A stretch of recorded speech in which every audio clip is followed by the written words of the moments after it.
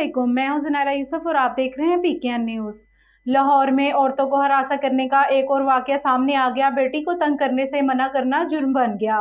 बाप बेटी को फायरिंग करके कत्ल करने की कोशिश की। बात करते हैं सरदार ताहिर महमूद से। जी ताहिर, आगाह कीजिएगा इस हवाले से। बिल्कुल। मुजरम 25 साल समाविया को घर आने जाने पर तंग करता था।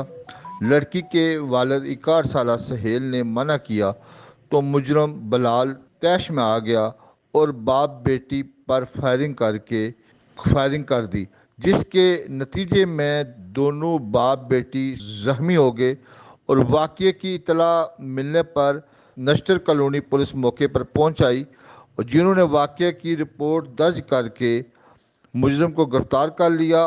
पुलिस तर्जमान के मुताबिक मुजरम उसी गली में रहता है, सामने वाली घर में रहता है। और इस हवाले से SP मॉडल टाउन हमारा शहजादी का कहना है कि ख़वातीन का इस्तेमाल करने वाले किसी भी रियायत के मुस्तहिक नहीं।